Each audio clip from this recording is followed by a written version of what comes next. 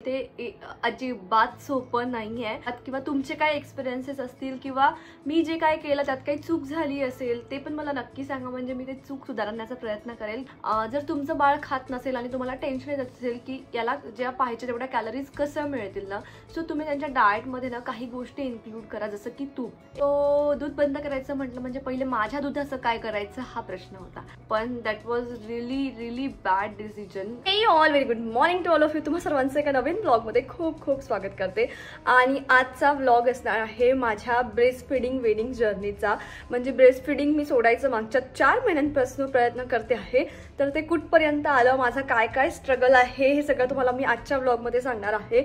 खूप जणांची रिक्वेस्ट होती की ताई ब्रेस्ट फीडिंगचं काय आहे, अनाया रात्री उठते का, कितीदा उठते, मग तिला फीड करता की काही दुसरं देता आणि काय देता। सो जे काही अपडेट्स आहे आतापर्यंत, आता अनाया 18 महिन्यांची होणार आहे, सो जे काही अपडेट्स आहे तुम्हाला आजच्या ब्लॉगमध्ये मी कम्प्लिटली पूर्ण शेअर करते। सो ब्लॉग शेवटपर्यंत नक्की बघा आणि आवडला तर लाईक शेअर सबस्क्राईब करायला मात्र विसरू नका। तुम्हाला इथे माझं थोडंसं रेड दिसत असणार आहे ना, ते अनायाचं टॉय आलं होतं ना, ते मी असं लावून बघितलं तर माझं रक्त गोठल्यासारखं झालेलं आहे थोडंसं। आणि त्याचबरोबर मला ब्रेस्ट फीडिंगमुळेच म्हणजे सोडतानाच तिसऱ्यांदाच त्रास होतो आहे। याच्या आधी पण 2दा झालेला आहे, पण फर्स्ट टाइम खूप जास्ती होता, सेकंड टाइम एकदमच मिनिमल होता, पण आता थर्ड टाइम मॉडरेट आहे। पण म्हटलं आता फायनल एकदा डॉक्टरांना दाखवू, काय करायचं आहे ते बघू, म्हणजे सोनोग्राफी करायची आहे की काय करायचं ते आता दाखवून आम्ही फायनल डिसिजन घेणार आहे। म्हणून डॉक्टरांकडे पहिले तर चाललो, आता रेडी झाली, डॉक्टरांकडे जाऊन येते आणि त्यानंतर माझी जर्नी पण तुम्हाला पूर्ण सांगते, म्हणजे कसं काय सगळं चाललेलं आहे, काय अपडेट्स आहे ब्रेस्ट फीडिंग सोडण्यावर, प्लस डॉक्टर काय म्हणतात ते सुद्धा सांगते। सो चला मग भेटूया पुढे। हाय, कुठे होती ग तू नानू? दूर होती? अरे बाबा, ते गाडीची तिला जो गाडीचा एसी वाढवल्याशिवाय काही चैन मिळत नाही। नानू हाय, कुठे चालली? भूर नाही, डॉक्टरकडे, डॉक्टर आंटीकडे। हाय हॅलो नमस्ते, आय होप तुम्ही सगळे मजेत असणार। आणि आजचा व्हिडिओ म्हणजे खूप जास्ती मोस्ट अवेटेड होता तुमच्या सगळ्यांसाठी। ब्रेस्ट फीडिंग वेनिंग जर्नी कुठपर्यंत आली आहे हे आमच्याशी शेअर कर, कारण मागच्या काही ब्लॉग्समध्ये तुमच्याशी मी शेअर केलं होतं की मी अनायाचं ब्रेस्ट फीड स्टॉप करते आहे, थांबवते आहे, आणि त्याचे जे काही अपडेट्स होते ते तुमच्याशी मी शेअर करत होती, पण आता बरेच दिवस झाले काहीच शेअर केलेलं नाही। त्याचं कारण असं सांगते पुढे व्हिडिओमध्ये, खूप सारं काही काही झालेलं आहे आणि ते अजिबात सोपं नाही आहे, म्हणजे फक्त बेबीसाठी नाही तर ते आपल्यासाठी पण खूप डिफिकल्ट आहे। आणि ज्या घरात म्हणजे ग्रँड पेरेंट्स नाही आहे, म्हणजे आजी आजोबा नाही आहे, दोघंच आहे आणि दोघं तुम्ही वर्किंग आहे, इन केस फॉर एक्झाम्पल आता रोशन वर्किंग आहे आणि मी पण माझं छोटं मोठं यूट्यूबचं जे काय असतं ते बऱ्यापैकी काम असतं, सो त्या केसमध्ये किंवा त्यांना आई व्यतिरिक्त कोणीतरी लागतं, आणि जर रोशन वर्किंग आहे तो it is very difficult to stop breast feeding, because आई समोर दिसली तर मग दूध पाहिजे। सो खूप सारे चॅलेंजेस आहे, तुम्हाला मी पुढे सांगते की माझं कुठपर्यंत आलेलं आहे आणि सुटलं की नाही सुटलं आणि मी काय निर्णय घेतलेला आहे फायनल। सो चला मग आजचा व्हिडिओ सगळ्या मॉम्ससाठी ज्यांना आता ब्रेस्ट फीड सोडायचं आहे बेबीचं, किंवा तुमचे काय एक्सपिरियन्सेस असतील किंवा मी जे काय केलं त्यात काही चूक झाली असेल ते पण मला नक्की सांगा, म्हणजे मी ते चूक सुधारण्याचा प्रयत्न करेल। सो आता सुरुवात करूया, जेव्हापासून मी ब्रेस्ट फीड सोडायला विचार केला आणि सुरुवात केली तर काय काय झालं। सो सगळ्यात पहिले जेव्हा अनाया 14 महिन्यांची होती तेव्हा मी विचार केला की आता आपण ना हिचं ब्रेस्ट फीडिंग थोडं कमी करू। तसं तर माझं असं होतं की ती 18 महिन्यांची होईपर्यंत दूध पिली तर चालते, पण तिचं जेवणावरचं लक्ष थोडं कमी होत चाललं होतं आणि नुसतं ब्रेस्ट फीड। आणि एकदा बाळ 12 महिन्याचं झालं की त्यांनी नॉर्मली आपलं बाहेरचं सगळं खायला पाहिजे, पण जर त्यांना ब्रेस्ट फीड भरपूर मिळालं ना मग ते बाहेरचं खायला नको म्हणतात। सो सगळ्या डॉक्टरांचं पण म्हणणं होतं किंवा मला पण असं वाटत होतं की आता आपण थोडं कमी करायला पाहिजे, म्हणजे ती जेवणावर लक्ष देईल। सो मी काय केलं ना, ब्रेस्ट फीड कमी करून टाकला आम्ही, थोडं तिला कसं तरी गुंतवून। कमी करणं इज नॉट दॅट डिफिकल्ट, पण बंद करणं इज व्हेरी डिफिकल्ट। सो तिला कमी केलं, तो दिवसातनं सध्या तरी म्हणजे फ्रॉम 14 मंथ्स ती एकचदा दूध पिते, ते पण फक्त झोपता वेळी, फक्त 5 ते 10 मिनटं। त्यानंतर ती दिवसभर दूध पित नाही, म्हणून ती व्यवस्थित जेवण करते. आता जेवण कसं देता, सो मी तिला झोपेतून उठल्या उठल्या एक बनाना खायला देते, कारण रात्रभर पोट त्यांचं खाली होतं, त्यांना तेवढं भरून पोट भरून जेवायचं हे अजून कळत नाही. सो उठल्या उठल्या पहिले मी बनाना देते. ती जितके वाजता उठली असेल तेवढ्या त्याच्या 1 तासात मी तिला ब्रेकफास्टमध्ये काहीतरी देते. त्यानंतर लंच तिचं होतं. लंचमध्ये मी मोस्टली तिला वरण भात देते, भाजी थोडीशी ॲड करून देते, म्हणजे तिला तिखट खायची सवय पण लागेल. आणि मग त्यानंतर 4 ते 5 वाजता जेव्हा ती झोपेतनं उठते, त्यानंतर तिला झोपेतनं उठल्यावर तिला थोडेसे मुरमुरे वगैरे असं काहीतरी खायला देते, पण पोटभर देत नाही, कारण तिने स्नॅक्स घेतले पाहिजे. सो 5 वाजता वगैरे स्नॅक्समध्ये तिला एखादं फ्रूट म्हणा किंवा मुरमुरे, ह्या ज्या गोष्टी तुम्हाला सांगितल्या, लाडू, राजगिऱ्याचा लाडू, किंवा मी घरात भरपूर लाडू बनवून ठेवते, त्यापैकी असं सगळं काही देते. मग त्यानंतर तिला 8:30-8 वाजता वगैरे मी डिनर देते. तर डिनरमध्ये मोस्टली माझी पोळी असते. सो पोळी कशी द्यायची, भाजी पोळी अजून तिला खाता येत नाही, कारण तिला भरपूर दातं नाही आहे. सो त्यामुळे मग तिला मी काय करते, दुधात पोळी देते, आणि ती अशी दूध प्यायला नकोच म्हणते. सो माझं असं असतं की कुठल्या ना कुठल्या रूपात तिच्या पोटात दूध गेलं पाहिजे, पण फार असं दुधासाठी मी पण काही इन्सिस्ट करत नाही, कारण दूध काय असं फार चांगलं आहे नाही बाहेरचं. सो माझं असं होतं की ठीक आहे, थोडंसं तिच्या पोटात जाणं आवश्यक आहे. सो मी तिला दूध पोळी, त्याच्यामध्ये थोडंसं कधी गूळ पावडर टाकते, एकदम किंचित, किंवा इग्नोर करते कधी कधी, आणि त्यामध्ये तूप टाकते, आणि मी ड्रायफ्रूट्स पावडर बनवून ठेवली आहे, सो ते देते. जर तुमचं बाळ खात नसेल आणि तुम्हाला टेन्शन येत असेल की याला ज्या पाहिजे तेवढ्या कॅलरीज कसं मिळतील ना, सो तुम्ही त्यांच्या डाएटमध्ये ना काही गोष्टी इन्क्लूड करा, जसं की तूप, 1 ते 1.5 चम्मच तूप रोजच्या जेवणात असलं पाहिजे. त्यानंतर ड्रायफ्रूट्स असले पाहिजे, अंड, ह्या सगळ्या गोष्टी ना त्यांना भरपूर कॅलरीज देतात, प्रोटीन चांगलं मिळतं, त्यामुळे मग तुम्ही ह्या गोष्टी इन्क्लूड करा. सो त्यांनी कमी जरी खाल्लं ना तरी मग तुम्हाला फार टेन्शन घ्यायची गरज नाही. सो जेवणावर आता व्यवस्थित चाललेलं आहे, फार असं टेन्शन नाही. एक टाइम तिला काहीतरी वेगवेगळं बनवून देते. सो आता ब्रेस्ट फीडचं बोलू आपण. मी दुसऱ्याच टॉपिकला गेली. असं मी बोलायला लागले ना, मी अशी खूप बडबड करतात, त्याच्यामुळे मग मला असं होतं की काय सांगू आणि काय नाही. तुम्हाला जर असं वाटत असेल ना माझे ब्लॉग्स जास्तीच मोठे होते, तर तुम्ही मला कॉमेंटमध्ये नक्की सांगा, कारण तुम्हाला पण बोर नको व्हायला.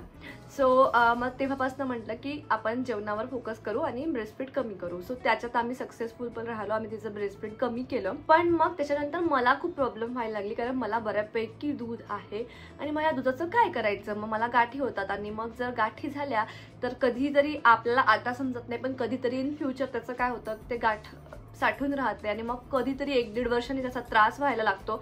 असं झालेलं आहे माझ्या मैत्रिणींच्या केसमध्ये. सो मग त्याचा त्रास होतो, मग त्याचं ऑपरेशन करावं लागतं, आणि ते खूप मोठी प्रोसेस आहे. सो त्यात न जाण्यासाठी मी पहिलेच डॉक्टरांकडे गेले आणि त्यांना सांगितलं की असं मला त्रास होतो आहे. त्यांनी म्हटलं ठीक आहे, आपण अँटीबायोटिक घेऊ, याने जर ओके नाही झालं तर मग आपण सोनोग्राफी करून बघू की काही त्रास, म्हणजे काही गाठ वगैरे आलेली आहे का. पण मला त्या अँटीबायोटिकमध्ये ओके वाटलं. त्यानंतर मी काळजी घेतली की गाठ जमणार नाही, वेळोवेळी दूध काढून टाकायचं किंवा आणायला देऊन टाकायचं, असं सगळं फॉलो केलं. त्याच्यानंतर घरात लग्न होतं. मग ती 16 महिन्याची झाली, 17 महिन्याची झाली, तर असं वाटलं की आता फायनली आपण बंद करायला पाहिजे. पण घरात लग्न होतं, शॉपिंग अँड ऑल या सगळ्या गडबडीमध्ये, किंवा मग जायचं होतं, तर मग तिथे रडारड नको, म्हणून मग आम्ही म्हटलं ठीक आहे, तिकडनं आल्यावर आपण करू. सो तिकडनं आलो, परत आमचं सेटल व्हायला एक 15-20 दिवस गेले. मग फायनली आम्ही ठरवलं की आता आपण दूध बंद करायचं, कारण ती 18 महिन्यांची झालेली होती. सो दूध बंद करायचं म्हटलं म्हणजे पहिले माझ्या दुधाचं काय करायचं हा प्रश्न होता. सो आम्ही डॉक्टरांकडे गेलो. त्यांना म्हटलं की दूध बंद करायचं आहे, 50% कमी पण झालेलं आहे, पण पूर्णपणे बंद जर करायचं आहे तर मला माझ्या ब्रेस्टफीडचं काय केलं पाहिजे, ते थांबवायला पाहिजे अगोदर. तर त्याच्यासाठी काय करायचं, मला खूप जणांनी सांगितलं होतं त्याच्यासाठी इंजेक्शन मिळतात किंवा त्याच्यासाठी गोळ्या मिळतात, पण स्वतः काही घ्यायला नको असं वाटलं, कुणाला विचारून नको, डॉक्टरांचा सल्ला घेऊन आपण करूया. सो म्हणून आम्ही डॉक्टरांकडे गेलो, त्यांना विचारलं, त्यांनी मला गोळ्या दिल्या, त्यांनी ब्रेस्ट मिल्क चेक केलं, त्यांनी म्हटलं की दूध खूप जास्ती आहे. सो जनरली 2 गोळ्यांमध्ये होऊन जातं, 4 पण लागू शकतात, कुणाला लागतात 4, पण तुझ्या केसमध्ये तुला 8 पण लागू शकतील असं मला वाटतं आहे, आणि 8 पर्यंत आपण गोळ्या घेऊ शकतो. त्यांना विचारलं की याने काही हार्मोनल चेंजेस तर नाही होणार, बॉडीमध्ये काही त्रास तर नाही होणार. ते म्हणे नाही ठीक आहे, हे नॉर्मल आहे, सगळेच घेतात, सो इट्स फाईन. आणि त्यांनी 1-2 उपाय पण सांगितले, घरगुती उपाय, की मेथी खाऊ नका, त्याचबरोबर पत्ताकोबी जी असते ना आपली, त्याची पानं आपण ब्रेस्टवर ठेवायचे, फ्रीजमधनं काढायचे, आणि ते एवढं पान असतं ते ब्रेस्टवर ठेवायचं, त्यांनी थोडंसं ब्रेस्ट मिल्क कमी होतं असं डॉक्टरांनी सांगितलं. मला ठीक आहे, त्या सगळ्या गोष्टी फॉलो करू. प्लस वेळोवेळी तुम्ही जर ब्रेस्ट मिल्क बाळाला देत नाहीये तर वेळोवेळी ते पटापट बाहेर काढून घ्यायचं, एकतर पंपचा यूज करायचा किंवा हाताने पण आपण काढू शकतो. सो या सगळ्या गोष्टी फॉलो करायला सांगितल्या प्लस मेडिसिन. सो त्यांनी म्हटलं की 1-3-4 दिवसात तुमचं ब्रेस्ट मिल्क बंद होईल. आणि आय वॉज लाईक ओके. मी घरी आली आणि त्याच दिवशी तो व्लॉग आहे, मी जेव्हा डॉक्टरांकडे गेली होती. पण त्याच्यानंतर तो व्लॉग मी कंटिन्यू करू शकली नाही कारण माझी हालत ती कंटिन्यू करण्यासारखीच नव्हती. आज मी ओके आहे. 8 दिवसानंतर मी बसलेली आहे तुमच्यासमोर हे बोलायला. सो काय झालं, मी विकेंडला बऱ्यापैकी बिझी होतो, तर म्हटलं चला आपण मंडेपासून स्टार्ट करू. तर आज राहू दे हे. आम्ही काही गोळी घेतली नाही आणि मंडेला ती आम्ही गोळी घेतली. सो काय झालं, एक मी दुपारी गोळी घेतली आणि संध्याकाळी 7 वाजतापर्यंत मला ना डोक्यात खूप दुखायला लागलं. सो आम्ही म्हटलं मला तसं डोक्याचा त्रासच आहे, मला डोकं दुखतं नेहमी आणि ते थोडंसं असं खूप असं मुंग्या आल्यासारख्या किंवा विजा कळकल्यासारख्या असं वेगळंच काहीतरी होतं मला डोक्यात. तर म्हटलं ठीक आहे यार, होत असेल. थोडंसं इग्नोर केलं आणि ते रात्री फार वाढलं. मला रात्रभर झोप आली नाही, म्हणजे फ्रिक्वेन्सी त्याची वाढत गेली. आणि याच्या आधी सुद्धा मी एकदा, म्हणजे लग्नाच्या आधी खूप 5-6 वर्षापूर्वीची गोष्ट आहे, 6-7 वर्ष झाले, एकदा ना मी असंच हार्मोन्सचे काहीतरी मेडिसिन घेतले होते. फक्त एकच गोळी घेतली होती तेव्हा मला सेम त्रास झाला होता. सो मला एकदम क्लिक झालं की मला तसंच होत आहे आणि मी ही गोळी घेतली त्यामुळे तर नाही. आणि मग सकाळी उठली तरी मी ओकेच होती. फ्रिक्वेन्सी जरा वाढली होती, पण म्हटलं ठीक आहे यार, गोळ्या घेण्याचा कंटाळा आला होता कारण ते अँटीबायोटिक आणि सगळं घेतच होती मी सोबतच. कारण मला डॉक्टरने सांगितलं की काही इन्फेक्शन नको व्हायला म्हणून अँटीबायोटिक आपण सेफर साईड 2-3 दिवस घेऊन घेऊ. सो ते पण चाललं होतं. म्हटलं जाऊ दे, आता मला गोळ्या घेण्याचा कंटाळा आलाय, आपण ना नाही जाऊ डॉक्टरकडे, असं इग्नोर केलं. पण एक 3 वाजताच्या दरम्यान ते इतकं जास्ती वाढलं की आम्हाला इमर्जन्सीमध्ये डॉक्टर बघावे लागले आणि कुठलेच डॉक्टर दुपारी अवेलेबल नसतात. सो आम्ही खूप प्रयत्न केले. आम्ही जाऊन पण बघितलं 1-2 ठिकाणी, पण डॉक्टर नव्हते. सो काय करायचं असं करता 7:30 वाजेपर्यंतची कशी तरी वेळ काढली. माझं दुखणं एकदम सिव्हिअर लेवलचं होतं. सो 7:30 वाजता डॉक्टर आले आणि आम्ही तिथे व्हिजिट केली. त्यांनी मला मेडिसिन दिले. त्यांनी म्हटलं की थोडंसं ब्रेस्टफीड करताना हे मेडिसिन घेणं योग्य नाही, पण ऑप्शन नव्हतं माझ्याकडे कारण मी खूप जास्ती पेन होतं, खूप जास्ती सहन करता येत नव्हतं. सो मग त्यांनी म्हटलं ठीक आहे, काय हरकत नाही, तुम्ही घ्या. आणि मग मी ते घेतलं. आणि हे तर तुम्हाला मी माझं सांगितलं, पण ज्या दिवशी आम्ही ब्रेस्टफीड थांबवायचा, म्हणजे आम्ही सकाळी औषध घेतली होती ना, मग आमचा प्रयत्न सकाळपासून सुरू झाला होता ब्रेस्टफीड आता आज नाही द्यायचं आहे असं. सो अनायाचे काय हाल झाले ना हे पण तुम्हाला मी सांगते. तिला मग जेव्हा झोपायच्या वेळी ब्रेस्ट मिल्क पाहिजे होतं, मग ती येते माझ्याजवळ आणि मी म्हटलं नाही नानू आज नाही प्यायचं आपण. मग मी कडुलिंबाचा पाला लावला. मागच्या वेळी तुम्हाला मी जी मेडिसिन सांगितली होती त्याचं काय झालं ना, तिच्या समोर जर लावलं तर ती नाही प्यायची, पण रात्री झोपेमध्ये तिला काही माहिती नाही राहायचं ना, ती विसरून जायची. सो ते कडू पण ती पिऊन घ्यायची. तर असं सगळं मी फेस केलं होतं मागच्या वेळी. पण मग आता म्हटलं त्या मेडिसिनपेक्षा आपण हा हिरवा पाला लावू जो तिला डोळ्याने दिसेल, ते कसं ते ट्रान्सपरंट असल्यामुळे दिसत नाही, मला हे दिसेल तर ही नाही पिणार. सो मी या समोर लावलं तर शी वॉज लाईक दूध नाही पाहिजे, ते दूध खराब झालंय, ते बू झालंय मम्माला, ते ओके, शी वॉज फाईन, पण तिला पाळण्याची सवय नाही. आणि मग तिचंच होतं की दूध नाही तर मी झोपू कशी, तिला झोपायसाठी दूध लागतं. सो ते एक ॲडिक्शन होऊन जातं त्यांना. आणि मग ती खूप रडली. रोशनचं ऑफिस सुरू होतं, पण तरी रोशनने कसं तरी मॅनेज केलं. तिला खाली घेऊन गेला. 4 वाजले पण ती झोपली नाही.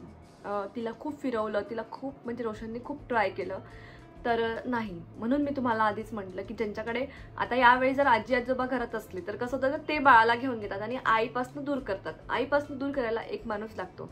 आता रोशन तिला घेऊन जरी गेला पण माझ्या डोक्यात करतं अरे त्याचं ऑफिस सुरू आहे, जाऊ दे रोशन घेऊन ये, मी बघते काय करायचं. आणि मी तिच्या डोळ्यासमोर दिसत होती ना, तर ते नाही होत होतं पॉसिबल.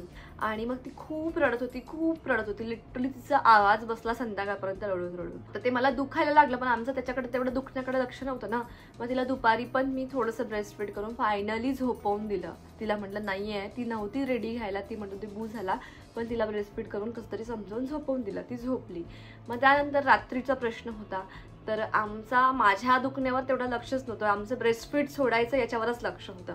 सो तिला परत तेच आम्ही सुरू केलं की मला बू झालाय, नाही प्यायचं. रोशनने 1 वाजेपर्यंत तिला खाली फिरवलं, म्हणजे तो खाली घेऊन गेला, माझ्यापासून दूर घेऊन गेला, खूप ट्राय केलं, पण ती नाही झोपली. तिचं असं होतं तर खाली गेलं तर ती अजून जास्त एक्साइटमेंट असते तिला खाली जायची, तर ती तर खुश होती की चला मला खाली फिरायला घेऊन आले असं तिला वाटलं. तिला झोपायचं काही हे नव्हतं. तशी पण ती झोप तिची खूप कमी आहे, तर त्याच्यामुळे मग ती नाही झोपली. परत आली, म्हटलं काय करायचं, कंटाळलो, खूप रडली. खूप समजावलं, पण नाही होत होतं. शेवटी म्हटलं बाबा दे एकदाचा आणि झोपव. मग तिला ब्रेस्टफीड केलं आणि झोपवलं आणि दुसऱ्या दिवशी माझी तब्येतच खराब झाली. सो फायनली इतक्या साऱ्या गोष्टी झाल्यानंतर मी डिसाईड केलं की मला ब्रेस्टफीड सोडायचंच नाही आहे. कारण एकटीचे हाल तर होतात, कोणीतरी तिसरा व्यक्ती असल्याशिवाय ब्रेस्टफीड सोडणं खूप कठीण आहे. पण माझं असं होतं की मी दुधाचं काय करणार आणि किती दूध काढणार आणि त्याची काय लिमिट, ते कसं थांबणार. तर आय डोंट नो कसं करायचं. आणि हा माझा ब्रेस्ट फिडिंग विनिंगचा एक्सपिरियन्स होता. तर फायनली मी डिसाईड केलं, मी आणि रोशनने, की ठीक आहे जाऊ दे, ती जोपर्यंत पिते तोपर्यंत पिऊ दे आणि जेव्हा ती समजदार होईल तेव्हा आपण तिला समजून सांगू की नको हे नाही प्यायला पाहिजे, तू असं झोप तसं झोप, आपण प्रयत्न करू. आता सध्या ती 1.5 वर्षाची आहे, ती तेवढी समजदार नाही आहे, तिला असं तशी ती जिद्दी नाही आहे, ओके आहे ती. म्हणजे आता असं झालं आमचं की ठीक आहे वेट करू आपण ती 2 वर्षाची होईपर्यंत, तिला समजावून सांगू आणि पुढचं पुढे बघू. पण सध्या तरी माझी इतकी वाईट परिस्थिती झाली होती त्याच्यानंतर असं डिसाईड केलं की नको, मला नाही करायचं. सो माझा एकच मेसेज आहे की कुणीच ना ते ब्रेस्ट फिडिंग थांबवायची औषध म्हणा, इंजेक्शन म्हणा, काय घेऊ नका. मी खूप विचार करून घेतलं, मला खूप जणांनी सांगितलं होतं आधी, पण माझं तेच होतं की हार्मोन चेंज होतील, नको आपण असे म्हणजे आपल्या बॉडीत काहीतरी चाललं त्याला थांबवायचं. फॉर एक्झाम्पल आपल्याला पिरियड्स थांबवायचे म्हटलं तर it is like hormone change ना, आपल्या बॉडीतला एक हार्मोन, चांगला हार्मोन आपण तो काहीतरी कारणास्तव थांबवतो आहे. सो ते तसंच होतं. सो चांगल्या बॉडीला बिघडवणे असं मला वाटतच होतं, पण माझ्याकडे काही ऑप्शनच नव्हतं कारण इतकं दूध यायचं की काय करायचं. म्हणून मी डॉक्टरांच्या सल्ल्याने ते केलं, पण that was really bad decision. आणि म्हणून मी तुम्हाला पण हे सांगेल की काही गोळी औषध घेऊ नका जर तुम्हाला दूध ऑलरेडी कमी झालं असेल. कारण खूप लोकांचं असं होतं की हळूहळू कालांतराने दूध कमी होतं, पण माझ्या केसमध्ये तसं झालेलं नाही आहे, त्याच्यामुळे मला ते घ्यावं लागलं औषध वगैरे. पण दूध कमी झालं असेल तर मग तुम्ही कमी करा, किंवा तुमच्या घरात कोणी बघणार असेल बाळ तर मग होईल तुमचं इझिली पटापट कमी. पण माझ्या केसमध्ये तरी हे असे सगळे प्रॉब्लेम्स आले. आणि यावर तुम्हाला काही सोल्युशन वाटत असेल मला द्यावं, काहीतरी सजेशन्स द्यावे, तर प्लीज मला कॉमेंटमध्ये सजेशन द्या. आणि ही होती माझ्या ब्रेस्ट फिडिंग विनिंगची जर्नी, जे की झालेलं नाही आहे. सो आजचा व्हिडिओ कसा वाटला कमेंटमध्ये नक्की सांगा. मी इथेच थांबवते, एवढंच मला शेअर करायचं होतं. तर भेटूया पुढच्या ब्लॉगमध्ये, तोपर्यंत बाय. आणि हो, तुमचे काही प्रश्न असतील तर मला कमेंटमध्ये नक्की विचारा. मी जे सांगितलं त्या व्यतिरिक्त पण तुम्हाला काही विचारायचं असेल तर नक्कीच विचारा. बाय.